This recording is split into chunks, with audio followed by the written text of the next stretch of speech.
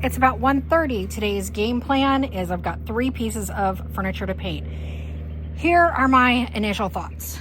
This one for sure is a bleeder. I'm not painting it white because of that.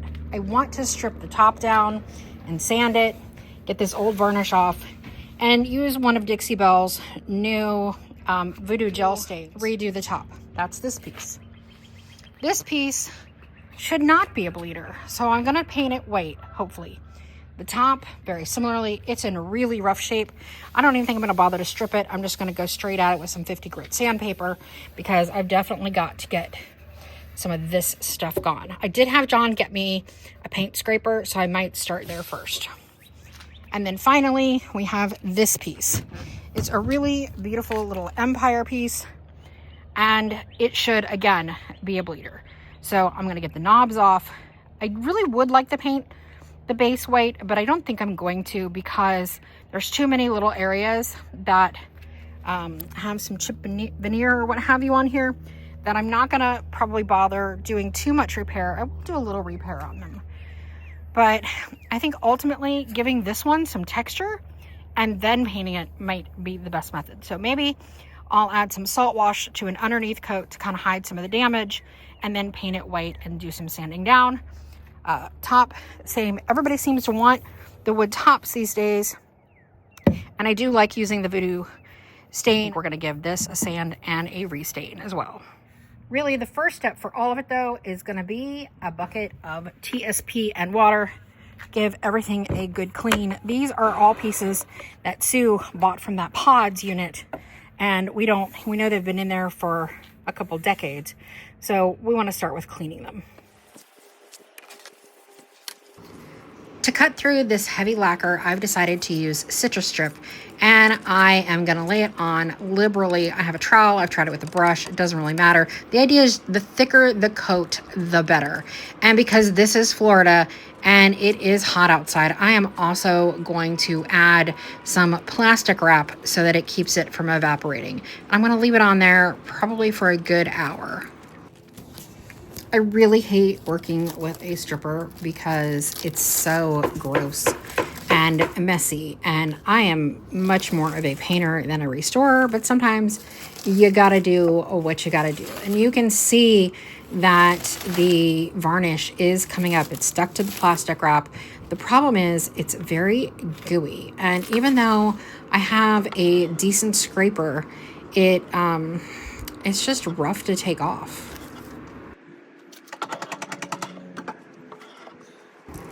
After I have cleaned off as much as I can with the scraper, I'm going to come in with mineral spirits, and I am going to try to get the rest of the varnish as well as the cleaner off using this. After letting the table dry for a little while, I decided I would use my orbital sander and start trying to get the rest of the sticky up. And I'm going to say one of the things I hate about using stripper is that it just doesn't seem like it matters how much you have worked to get all the goop off. There's always some left, and it ends up gumming up my sanding pad quite a bit. With that, I've decided let's go ahead and try a second layer of stripper and see if we can't get more of this varnish off the top first. Hoping for a better result, it looks like it's going much better. So twice application ended up being the key thing on this removal. With a much better outcome, this time I've decided to take a metal steel brush and use the mineral spirits to kind of get into the wood grain, and this made a huge difference. The lacquer was beating up, so I definitely am keeping some of these rustic little wire scrapers that I find when I am thrifting. The second table had a much thinner coat of lacquer on it, so it only needed one time with the stripper and it was pretty much ready to go. Second attempt at a stripper was perfect on this one as well. So thankfully, none of them took more than 2 stripper attempts. Okay, so typically I would have just sanded the pieces, but I thought I would try to do this the right way and strip it all first. I'm gonna say I probably won't be doing much of that in the future. In the end, the tabletops do look good, but they still have stain on them. All it really did was get rid of the finish, the varnish or whatever had been on it previously. And while that is helpful, just getting a big pack of 50 grit sandpaper, I probably would have been done a long time ago and would have actually been able to paint these. So we ended up having to put one of the pieces back on the trailer because the big wooden screws, the big wooden screws, I realized that I wasn't putting, I mean, I knew I wasn't putting these back on. Yeah, that's this varnish and stuff all over my hands because I refuse to wear gloves. I didn't want to put them back in, and I left huge holes.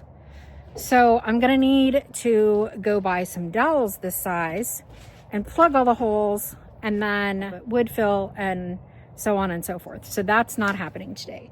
The two other pieces, I have pretty well stripped the tops. I'll show you those in a second. And now I'm left to sanding. Still left to sanding.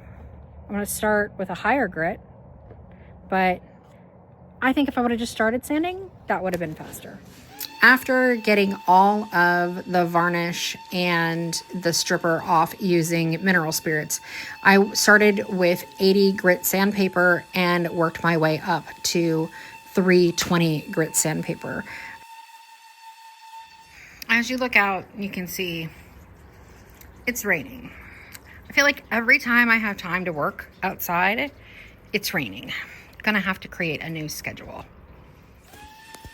And I'm gonna repeat the same exact process on this little side table, starting with 80 grit and moving to 320.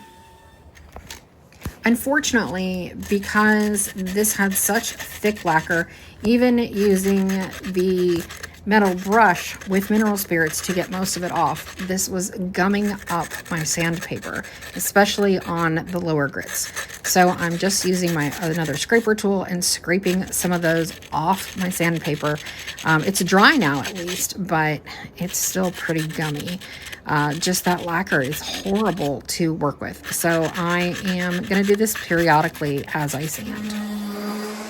Finally, after what seems like forever, this has a nice, smooth, lacquer-free top.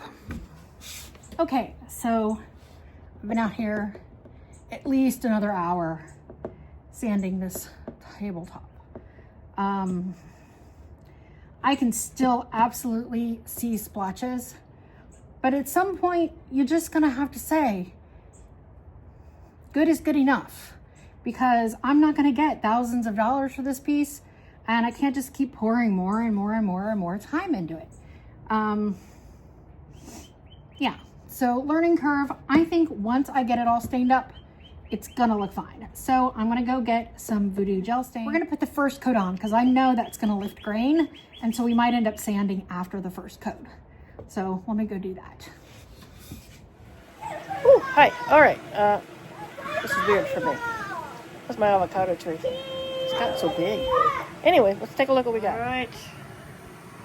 Lubona Sky Series raised garden beds. Me and the boys are going to put this together today. And then we got a couple little plants, and then I got some seeds we're going to give a shot out and see what we can come up with here. So that's what we're doing today. These are all my little screws. AAAs, BB, CC, DD. This is the bottom one. It's made out of PVC panels. They're made to look like wood, so it's not gonna rot like some of the woods do. So it's good. It's 4 foot wide, I think. It's gonna be a real easy build. They give you the hex ring. I'll need to go and find my Phillips because right now I brought out a flat because I'm old and that's what I do. And I built it on top of the cardboard so I don't scratch or ruin anything. All put together.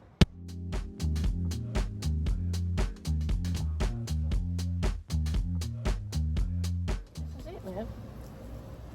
This is it all together. It's pretty nice looking. I like it. It's very sturdy. Yeah, so there we go.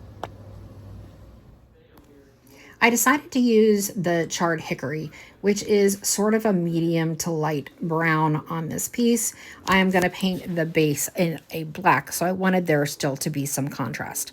I am using one of Fusion's stain rags, and basically this is just damp, and that helps the flow to work better. Just going from right to left, I am applying more gel stain as I need it, and I am going to do several coats, but here is how the first coat goes on. It's pretty easy. Having a damp rag is definitely the key to getting a nice smooth finish. Apparently, I missed getting footage of me painting this part of the desk, but I did it in the color crinoline with DIY paint. And now that everything is dry, I am taking this opportunity just to do some light distressing. I personally distress just about every piece. I just prefer that end finish. Okay, so I was busy working away and realized that I might have forgot to record some things.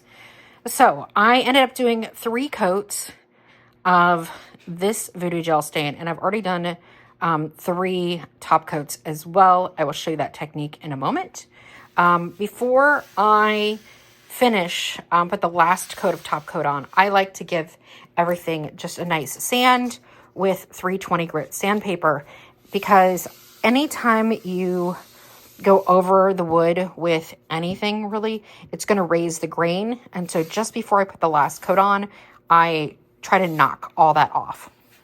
There's often a gritty feeling in the more coats you do, and that'll just alleviate that. This is the piece that was giving me all the heck, and I think that we've gotten it to a really nice place. So again, I used the voodoo gel stain, different color, as you can tell. This one is bleached cypress, and that one, I'll put the name on the screen because I don't remember. But I've done, I think, 3 coats on this one as well. And I have painted it with DIY in Little Black Dress. So I've got to give that a sanding and do a top coat. But we're getting really close to done. I've actually already done the final sand on this one, so all that's left is to put a final top coat. And so I'm going to go ahead and give this a quick sand and just hand sand. This is actually even used 320 grit sandpaper, so it's really dull. You can also use a paper bag. I don't happen to have any paper bags here, but a paper bag works as finishing sandpaper as well. Because as you can already tell, I change my mind a lot when I'm doing pieces, and I kind of work and let them speak to me. So on the final push on this piece, I've decided not to top coat it, but instead I'm going to wax it. And actually, I'm going to use DIY's dark wax, which is a brown wax. And I find that brown wax over black is actually really beautiful. It's not unusual to see your wax separate a little bit like that. It's not a big deal. A helpful hint is to use a dark cloth when waxing dark furniture, because then you aren't likely to get light lint on your piece. In this case, I'm using the some cut up leggings that I have that I turned into shorts. And I'm just going to use a nice big brush and give it a dip. Swirl it on. I'm going to be careful not to hit that top. Swirl it on. And I'll wipe it off. Now, the reason I decided to go for the brown wax is twofold. One, I really need to go get some more top coat, and I didn't want to run out. And 2, I think that the vintage age of this piece, a wax finish would be more authentic. So that's what I'm going for. And if you accidentally do something really stupid, like have your black wax hands touch the top with, getting black wax on it, because these are already finished, I can use clear wax to remove the black wax from my hands. You do have to act, before the wax dries, but fortunately, no harm, no foul. Black fingerprints are gone. I'm really happy with how both of these pieces came out. We do have video footage coming of the third piece. It did get finished finally. It was extra work, but I'll have it in a separate video. Let me know in the comments below how you like the finishes of these pieces. Would you have chosen different colors? What would you have done differently? And most importantly, how do you feel about stripping furniture? I clearly do not love it. Not even just a little bit. I think I would have gone much faster had I just sanded the tops, but you know, it's hard to know. This is how I went. And again, I'm happy with how they came out. Let me know.